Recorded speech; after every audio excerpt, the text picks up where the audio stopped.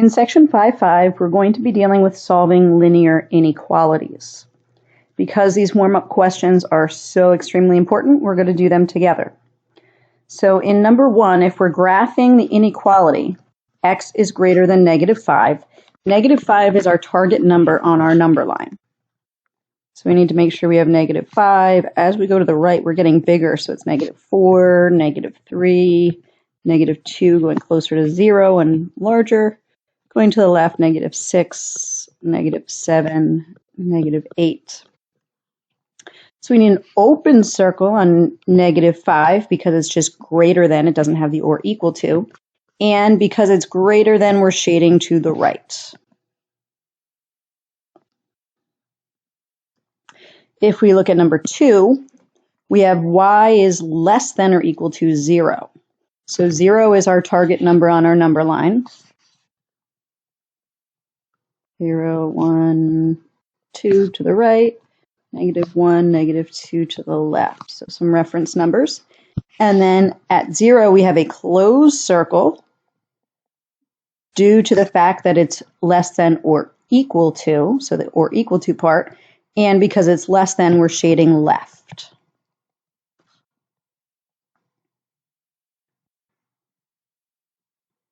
For number 3, we're writing -6x plus 2y equals -4 in slope-intercept form, and then we're going to graph.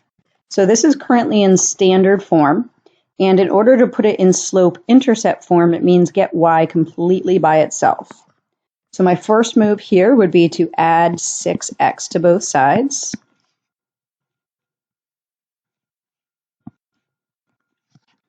Leaving us with 2y equals, it's going to be a positive 6x minus 4, because the -4 and the positive 6x are not like terms, so they can't go together. So they're just going to be neighbors. We then need to get the y completely by itself by dividing both sides by 2, and in doing so, everything is getting divided by 2.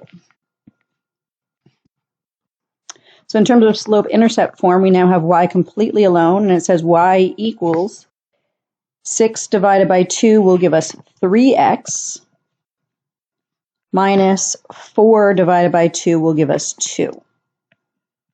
So there is our slope-intercept form. And we need to identify all the important information here. Our slope is what's in front of our variable x when in slope-intercept form. So our slope is 3, or written as a fraction, 3/1. And I always like to write rise and run there, so because slope is rise over run. Our y-intercept, our b value, is -2. So b equals -2. Now, when graphing, we begin with the b. So we're going to go to the y-axis at -2 and plot that point. And then we're going to rise 3 and run 1. So we're going up 3, right 1. Up 3, right 1. Up 3, right 1. Up 3, right 1. We could also, that was a bad one. Let's redo that one. We could also go back to that y-intercept and go opposite. We could go down 3, left 1, so that we can continue our line. Down 3, left 1. And when you are doing this on paper, you should make sure that you use a straight edge, also known as a ruler, in order to connect your points and make a nice straight line.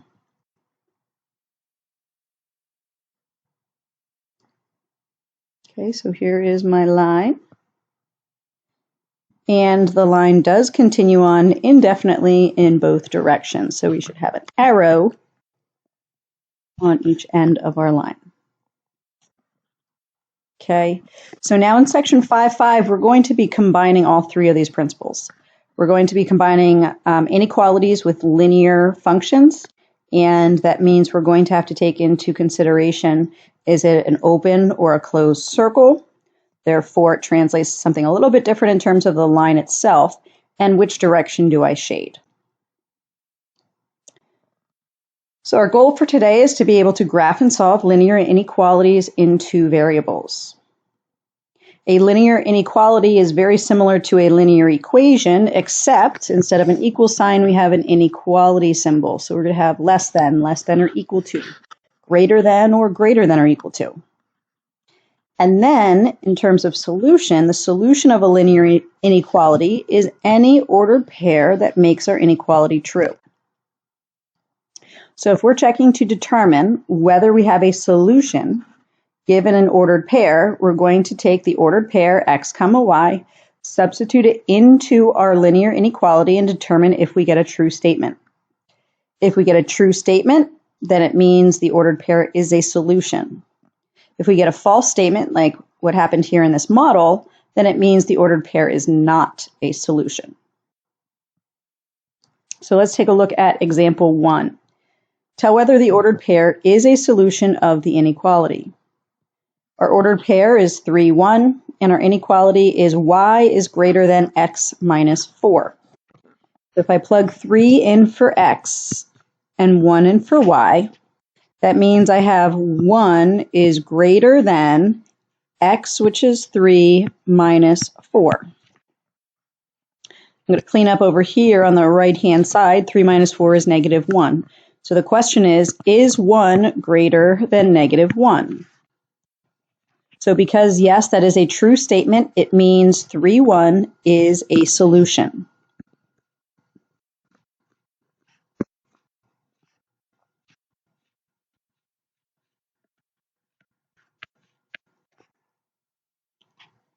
In number 2, we want to determine if the ordered pair 4, 5 is a solution to our inequality, or our linear inequality, y is less than x plus 1. So 4 is going in for x, 5 is going in for y. So y, which is 5, is it less than x, which is 4 plus 1? So the question is 5 less than 5? 5 is equal to 5. So if it had the or equal to sign, we would be okay. But because it doesn't have the or equal to sign, that means this is not true. So 5 is not less than 5. So that means our ordered pair 4, 5 is not a solution.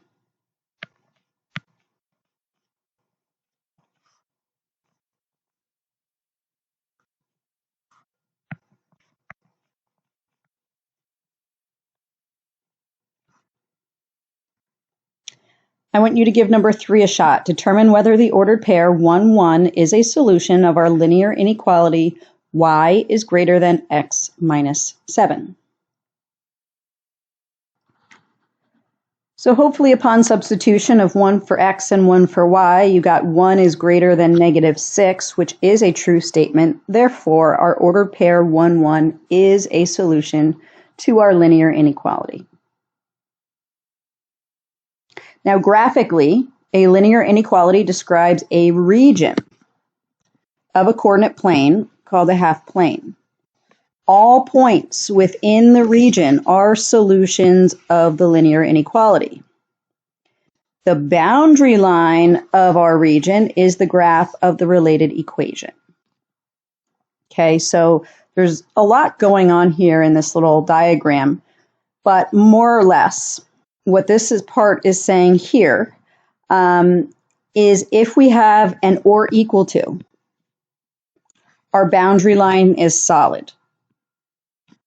Okay, so if we have a not or equal to, which would be this situation over here, okay, then we are dashed. Our boundary line is dashed. So it's very similar to whether we have a closed dot or an open circle. So this is going to be a solid line, or solid boundary line, or if we have just less than or greater than, this will be a dashed line.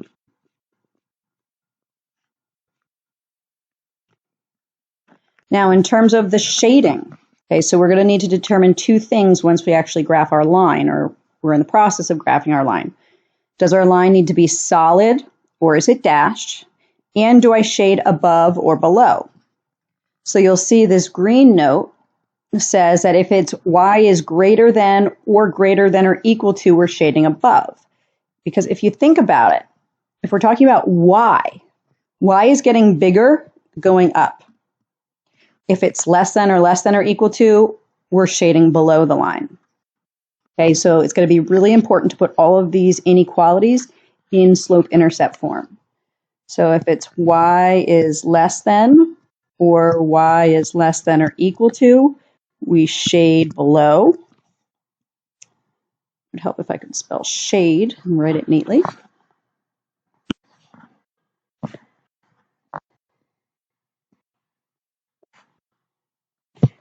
And if it is y is greater than or y is greater than or equal to, we shade up, we shade above.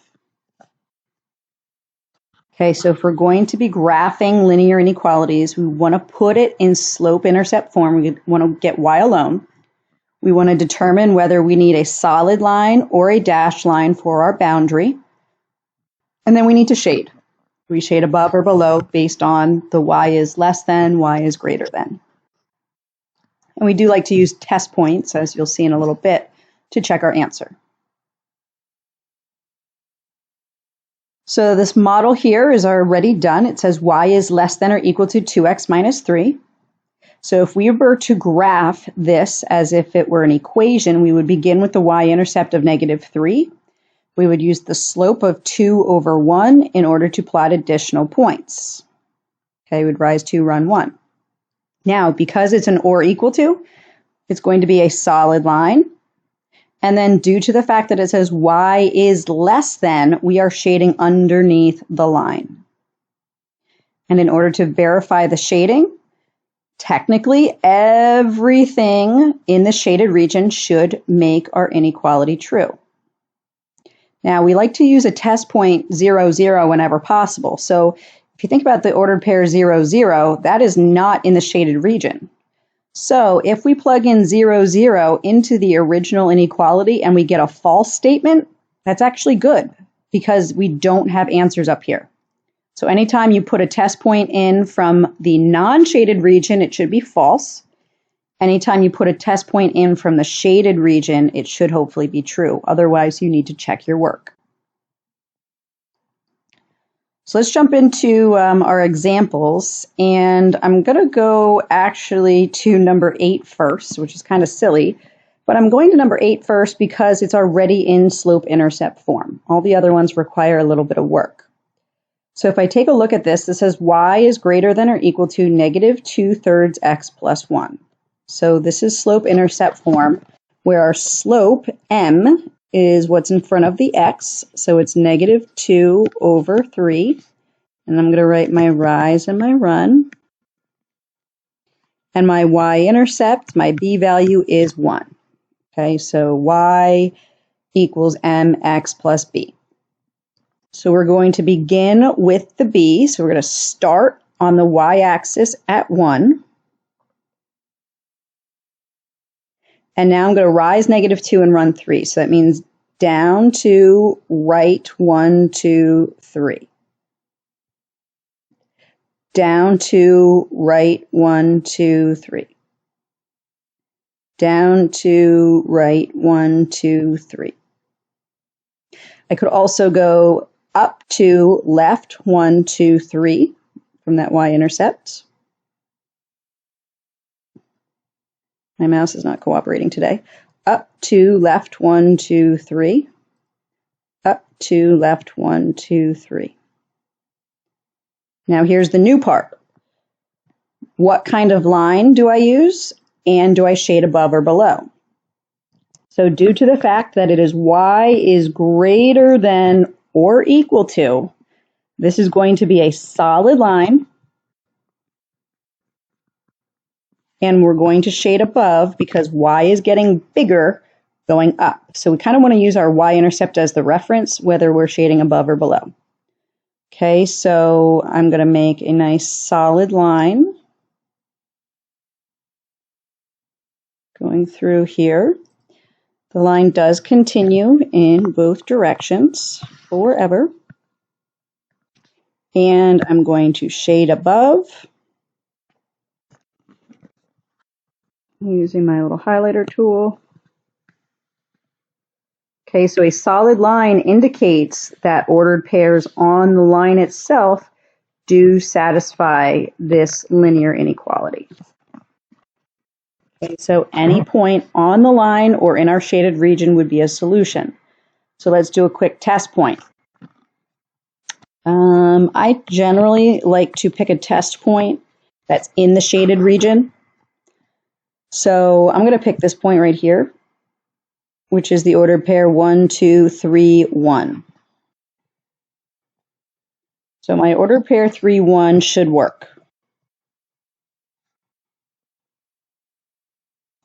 I'm plugging 3 in for x, 1 in for y. So my original inequality says y1 is greater than or equal to negative 2/3 times x, which is 3, plus 1.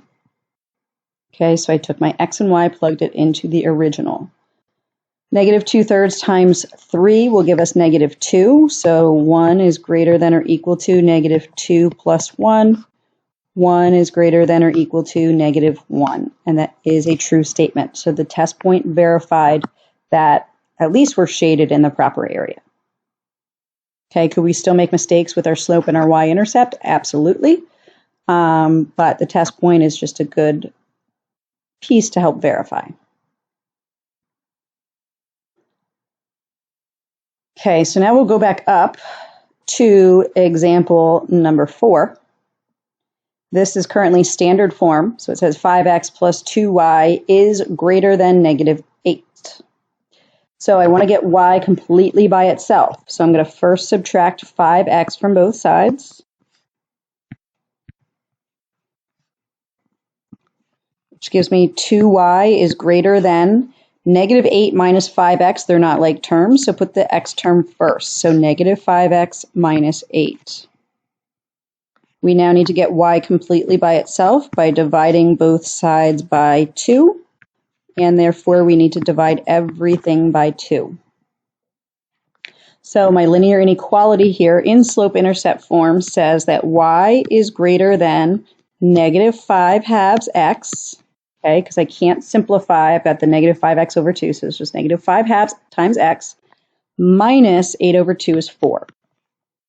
So there is our linear inequality in y equals mx plus b form, where our slope is negative 5 halves. I'm going to write my rise over run next to it.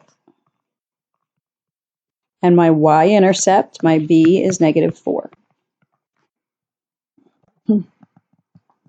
So we need to begin with the b. So we're going to go to the y-intercept of negative 4. So on the y-axis, down 1, 2, 3, 4. Plot the ordered pair. Now we're going to rise negative 5, run positive 2. So down 5, 1, 2, 3, 4, 5, run positive 2.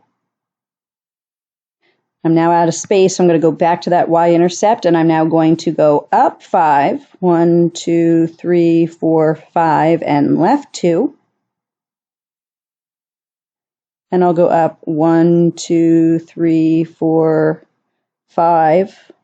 This is hard to look at here. Left 2. All right, so I've got 4 nice points that are going to occur on my line.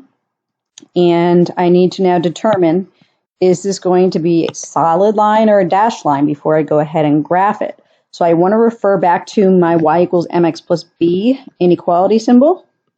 Okay, so it's a greater than. So a greater than would refer to an open circle. Therefore, this is going to be a dashed line. And due to the fact that it is y is greater than, we are shading above.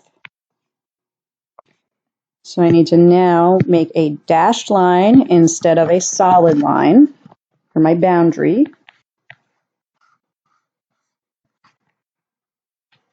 Continues on in both directions.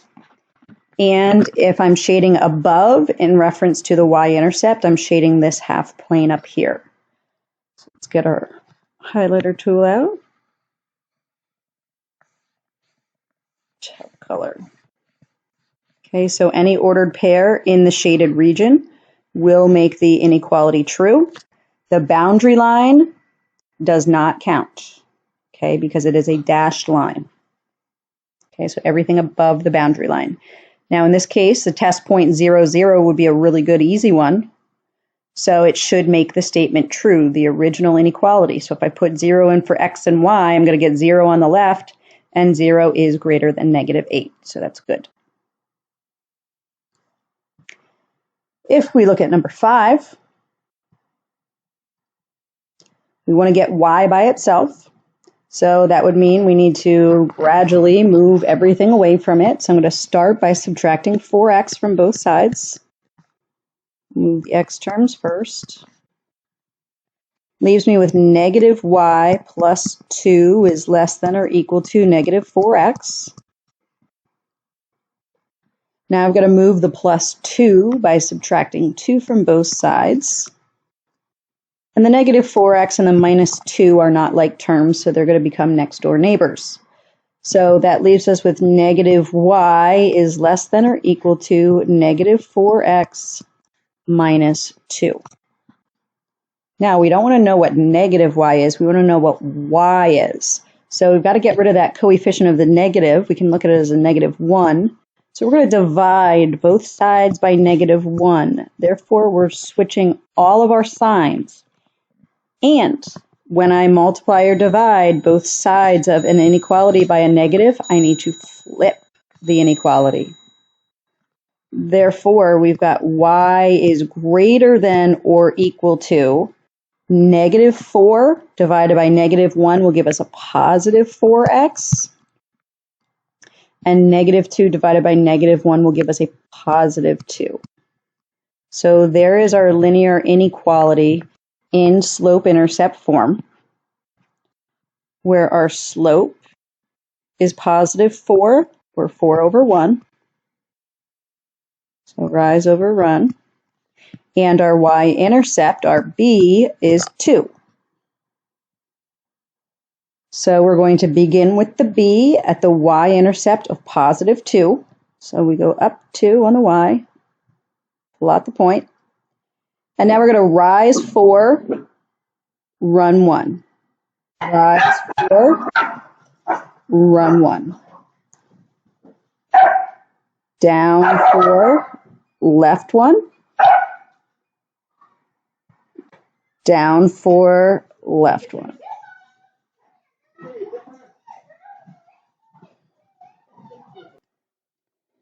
So now that our points are plotted, we need to determine what type of line we have and where we need to shade.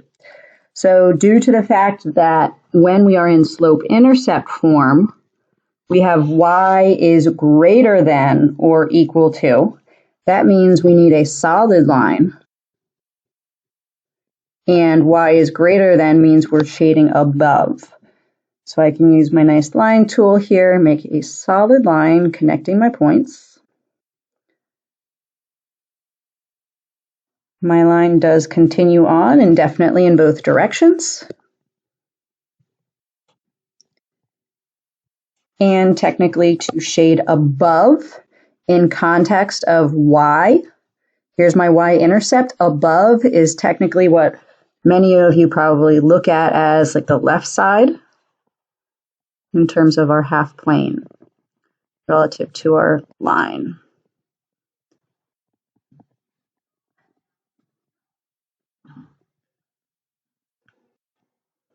Okay, and a good example of using a test point that would need to be false to verify would be 0, 0 is not in our solution region. Therefore, if I put 0 in for x and y, I should get a false statement in the original. So 0 minus 0 plus 2, 2 is not less than or equal to 0. So that's a good thing.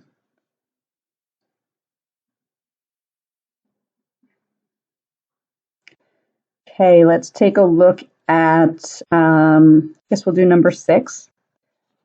We have 4x minus 3y is greater than 12. This is not slope-intercept form, so we want to put it in slope-intercept form by getting y alone. we're going to need to subtract 4x from both sides.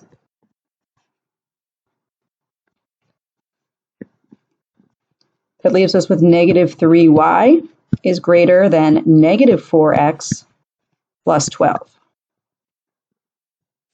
To get y now completely by itself, we need to divide both sides by negative 3. And once again, we are dividing both sides by a negative in terms of inequalities. Therefore, I need to flip my inequality symbol.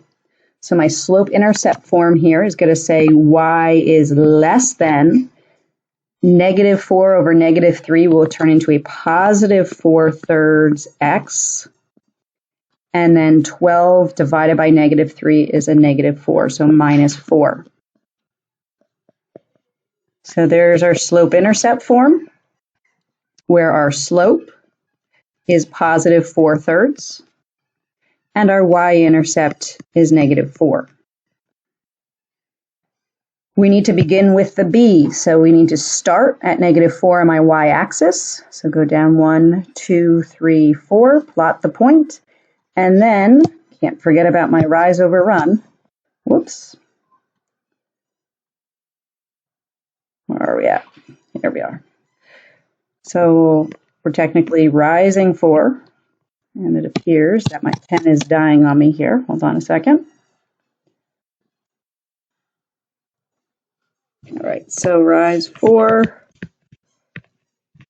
run 3. So beginning from that y-intercept of negative 4, we're going up 1, 2, 3, 4. We are running 1, 2, 3, plotting that point. Up 1, 2, 3, 4, running 1, 2, 3. And go one more. 1, 2, 3, 4. Right, 1, 2, 3. You can also go opposite for both. So down 4, left 3. So down 1, 2, 3, 4, left 1, 2, 3. We now need to determine, do we connect those points with a solid line or do we use a dashed line, and do we shade above or below? So due to the fact that our y equals mx plus b slope-intercept form of our linear inequality is a less than, that means we have a dashed line and we're shading below. So we need a dashed line connecting these points. So the boundary line itself is not included in our solutions. And we need to shade below our y-intercept. So that would be underneath here.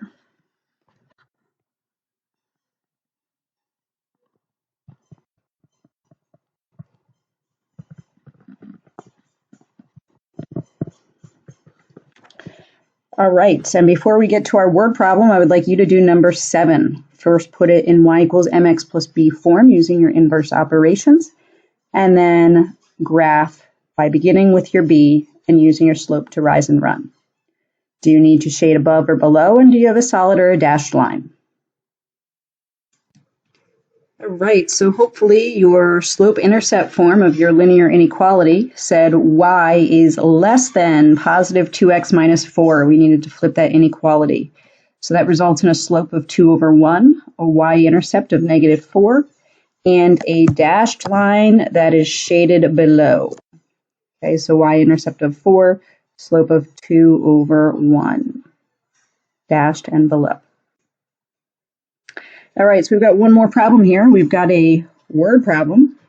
And many times with word problems, we're going to be restricted into our first quadrant, meaning x's and y's are both just positives because we're not talking about negative values with real life situations. So number 9 says that Dirk is going to bring 2 types of olives. My dog here is wanting to join.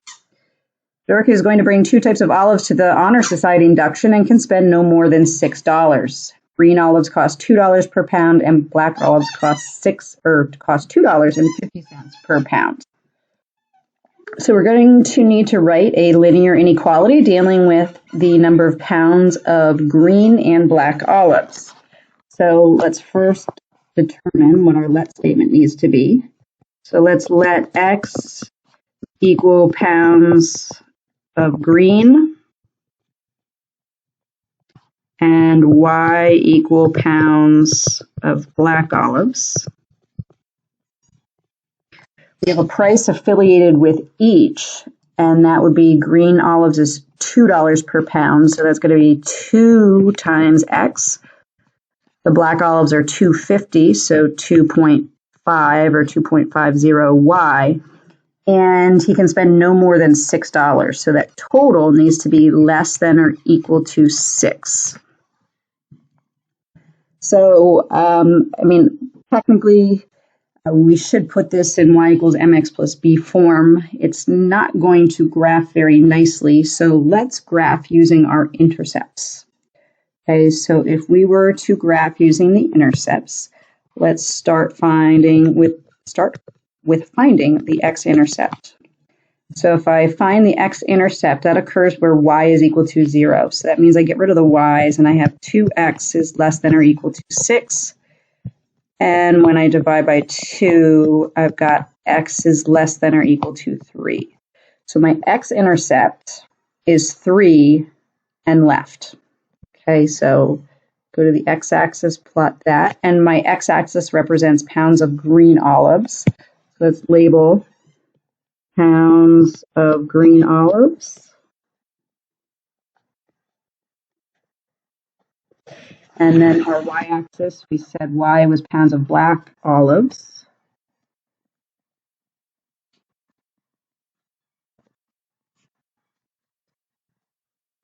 And this is all just talking about olives. Technically for $6 or under. So there's our x-intercept. It's 3, and we're thinking going left, technically, of that. The y-intercept,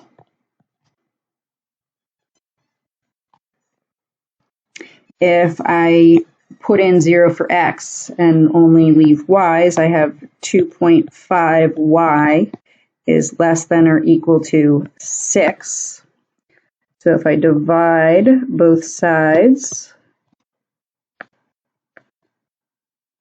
by 2.5, that's going to give us y is less than or equal to 2.4. And intercepts just work nicer here because we're going to have a messy y-intercept regardless.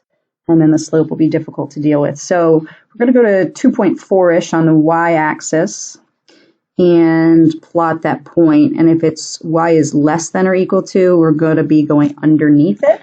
So if I were to make the line that is connecting these 2 points, it needs to be a solid line because it is the or equal to. And we are shading underneath because that is where both contexts led us. Okay, under less than for the y's and less than for the x. So that puts us underneath. And ordered pairs on the line itself do also work. So here is the graph of our solutions with the help of our x and y intercepts. And in order to answer the question of give 2 combinations of olives that Dirk could buy, it's give 2 ordered pairs that work. So 2 ordered pairs in our solution set. So I'll give 1, 1 is definitely one solution. So for our first combo, we could say 1 pound green and 1 pound black. We could also go, let's say, a half a pound of green and 1.5 pounds of black olives. Okay, anything in the shaded region or on the solid line. So I'll go half pound green, 1.5 pounds black.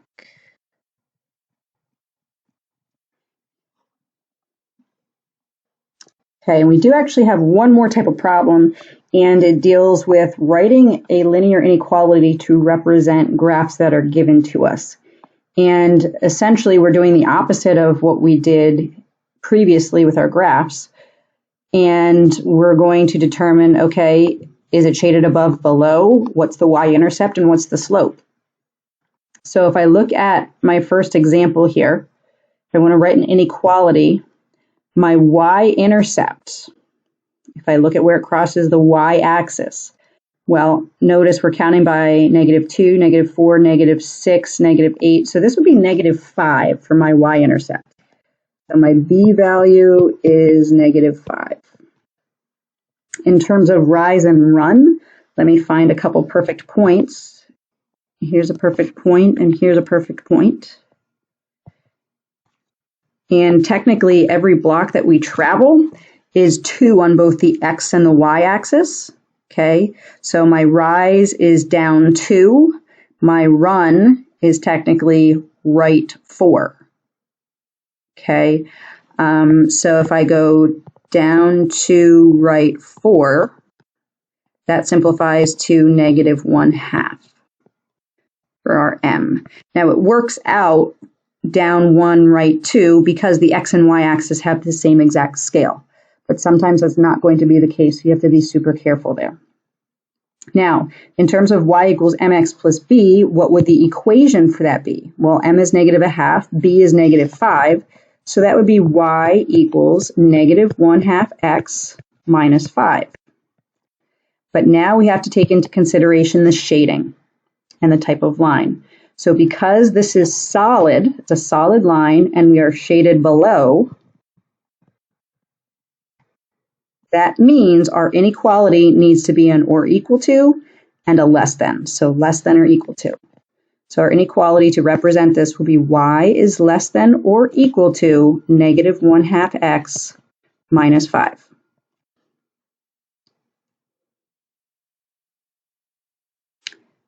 Let's take a look at number 11. The y-intercept, where it crosses the y-axis, is 0. So b is 0. What is our slope? Well, x and y are each counting by 1, so that's good. Here's a perfect point and another perfect point. So our rise is down 1, run is +1, right 1. So -1/1, which is just -1.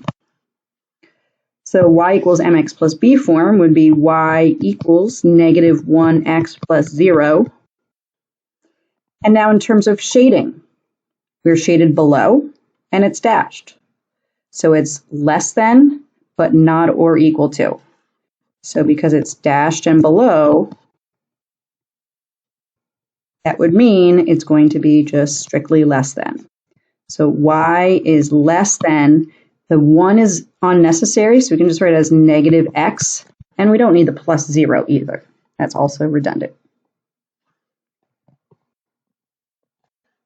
You do the last problem, number 12. Determine the y-intercept, the slope, what the equation would be, and therefore what the inequality would be based on a solid line that is shaded above. All right, and hopefully here, for number 12, you determined a y-intercept of -3, slope of -2/1, just -2. That equates to an equation of y equals -2x minus 3. But due to the fact that it is a linear inequality that is a solid line and shaded above, that would mean it's a greater than or equal to. So our inequality should say y is greater than or equal to -2x minus